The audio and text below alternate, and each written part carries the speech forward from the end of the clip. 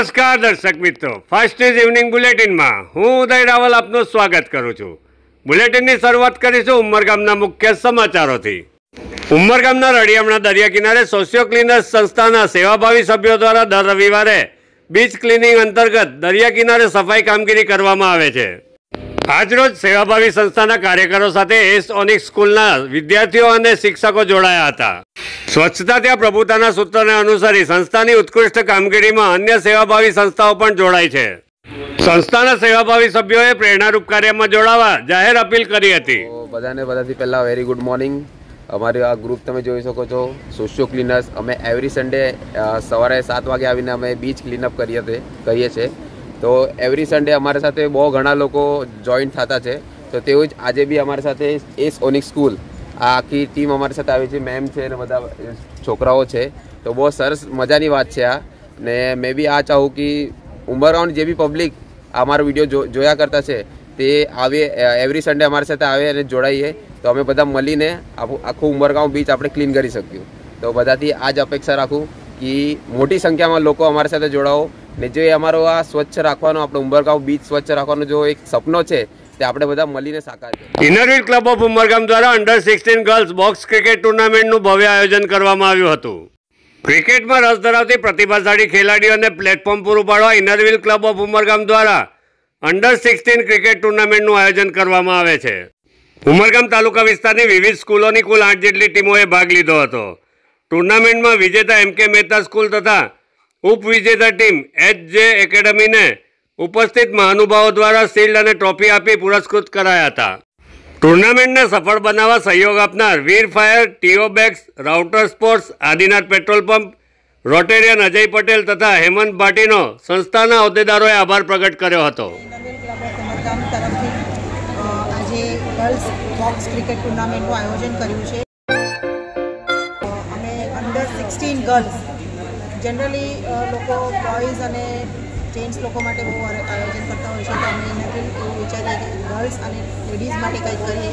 એટલે અમે આ સેકન્ડ યર છે અમારું, જેમાં અમે ગર્લ્સની ક્રિકેટ ટુર્નામેન્ટ રાખી છે અને એમાં અમારી પાસે 8 ટીમો અલગ અલગ શાળાઓ અને ટ્યુશન મતલબ ક્લાસીસ વગેરેમાંથી આવી છે અને એ લોકોના પ્રોત્સાહન માટે અમે એમને ટ્રોફી, સર્ટિફિકેટ અને કોન્સોલેશન ગિફ્ટ પ્લસ એ લોકોનું ફૂડ વગેરેથી પ્રોત્સાહન કરીએ છીએ અને એ લોકોને ઉત્સાહ આપીએ છીએ કે જે લોકો આવતા વર્ષે પણ આટલા જ ઉત્સાહથી અમારી સાથે આવી અને જોડાઈ અને એ લોકોને સારું એવું પ્લેટફોર્મ આપી શકીએ કે જેનાથી આપણા ગર્લ્સ લોકોનું ઉત્સાહ વધે।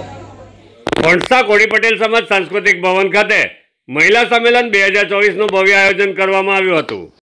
સમાજની માતૃશક્તિને સન્માનિત કરવા તેમજ પ્રતિભાશાળી યુવતીઓને પ્રોત્સાહિત કરવા સમાજ દ્વારા દર વર્ષે મહિલા સંમેલનનું આયોજન કરવામાં આવે છે। મહિલા સંમેલનમાં લગ્ન ગીત, નૃત્ય જેવા સાંસ્કૃતિક કાર્યક્રમોનું આયોજન કરવામાં આવ્યું હતું। કોળી પટેલ સમાજના આમંત્રણને માન આપી કાર્યક્રમમાં miss India global 2020-21 runners up miss નિકિતાજીની ઉપસ્થિતિએ કાર્યક્રમમાં 4 ચાંદ લગાવ્યા હતા। મહોત્સવ કોળી પટેલ સમાજનો 2024નો કરી રહ્યા છે અને તેમાં અમારો ઉદ્દેશ્ય એ છે કે સમાજની બધી બહેનો આગળ આવે, ટેસ્ટ એ બતાવે, એક્ટિવ બનાવે। આપણે સમાજમાં કેટલા બધા એક્ટિવ છે તે આ પ્રોગ્રામ દ્વારા અમને ખબર પડી ગઈ કે આપણે હજી આગળ સમાજને શું કરવા જોઈએ તેવું અમે દર વર્ષે કરતા। ઉમરગામ અયપ્પા સેવા સંગમ દ્વારા 39મા મંડલ પૂજા મહોત્સવનું ભવ્ય આયોજન કરવામાં આવ્યું હતું। પારંપરિક વસ્ત્રોમાં સજ્જ ઢોલી અને અન્ય સંગીત વાદકો તેમજ વિવિધ વેશભૂષા ધારણ કરી ઉપસ્થિત રહેલા કલાકારો લોકોના આકર્ષણનું કેન્દ્ર બન્યા હતા। અયપ્પા સેવા સંગમના આમંત્રણને માન આપી પાવન પ્રસંગે યુઆઈના પૂર્વ પ્રમુખ અને બ્રહ્મ સમાજના સ્થાપક જયેશભાઈ ગોર સહપરિવાર ઉપસ્થિત રહ્યા હતા। લાટફળિયા સોરસુંબા મંદિરથી ઉમરગામ ટાઉન સ્ટેશન મુખ્ય માર્ગ થઈ શોભાયાત્રા ગાંધીવાડી અયપ્પા મંદિર ખાતે પહોંચી હતી।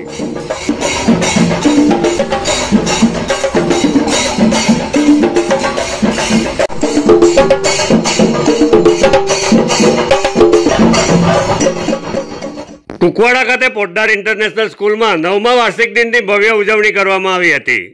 શાળાના વાર્ષિક દિન નિમિત્તે પ્રતિભાશાળી વિદ્યાર્થીઓએ નૃત્ય, નાટક વગેરે કૃતિ રજૂ કરી ઉપસ્થિતોને મનોરંજન પૂરું પાડ્યું હતું। આમંત્રણને માન આપી વાર્ષિક દિનની ઉજવણીમાં દમણ દીવ સાંસદ ઉમેશભાઈ પટેલ તથા વિવિધ સંસ્થાના આગેવાનો ઉપસ્થિત રહ્યા હતા। પોદ્દાર ઇન્ટરનેશનલ સ્કૂલમાં નર્સરીથી લઈને ધોરણ 12 સુધીનો અભ્યાસક્રમ ચાલે છે। कहना चाहता हूँ कि एजुकेशन इंफ्रास्ट्रक्चर में इंडिया बहुत पीछे है।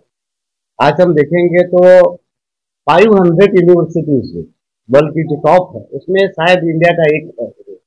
मतलब वो भी 497 के क्रम पर। मतलब हम एजुकेशन इंफ्रास्ट्रक्चर में आज भी बहुत पिछड़े हुए हैं। वैसे में इंटरनेशनल स्टैंडर्ड मेंटेन करना बहुत बड़ी चुनौती है।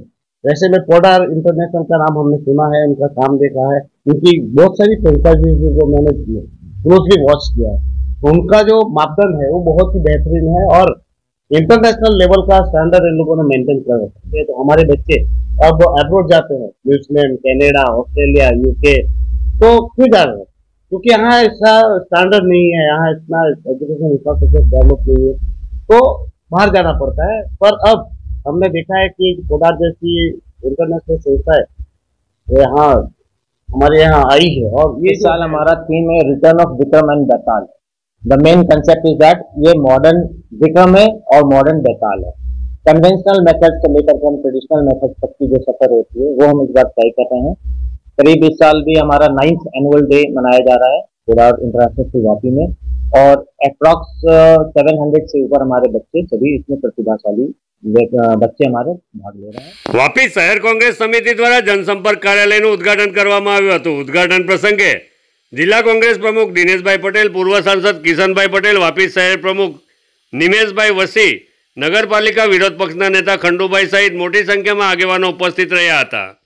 વાપી નગરપાલિકા વિસ્તારના શહેરીજનોના પડતર પ્રશ્નો તેમજ તેઓની અન્ય સમસ્યામાં મદદરૂપ થવાના આશયથી વાપી શહેર કોંગ્રેસ સમિતિ દ્વારા જનસંપર્ક કાર્યાલયનો પ્રારંભ કરાયો છે। કાર્યક્રમમાં પ્રદેશ કોંગ્રેસના હોદ્દેદારો, યુથ કોંગ્રેસ પ્રમુખ, તાલુકા પ્રમુખ, મહિલા કોંગ્રેસ પ્રમુખ સહિત મોટી સંખ્યામાં કાર્યકર્તાઓ ઉપસ્થિત રહ્યા હતા। કોંગ્રેસના વરિષ્ઠ નેતા વિશ્વનાથ રાયની વિશેષ ઉપસ્થિતિ જોવા મળી હતી। વલસાડ જિલ્લામાં આગામી દિવસોમાં 3 નગરપાલિકાઓમાં ચૂંટણી યોજાવા જઈ રહી છે। કોંગ્રેસ દ્વારા સમયાંતરે કાર્યક્રમોનું આયોજન કરી કાર્યકર્તાઓને પ્રોત્સાહિત કરવામાં આવી રહ્યા છે। મહાનગરપાલિકામાં આપણો ઝંડો લહેરાય તો આપણે દરેક લાગી પડશું। વલસાડ જિલ્લા કોંગ્રેસ સમિતિના પ્રમુખ દિનેશભાઈ, વાપી શહેર પ્રમુખ નિમેશભાઈ, પાર્ટી શહેર પ્રમુખ બિપિનભાઈ। ફાસ્ટ ન્યૂઝ ઇવનિંગ બુલેટિનમાં આજે બસ આટલું જ। આવતીકાલે ફરી મળીશું। નમસ્કાર।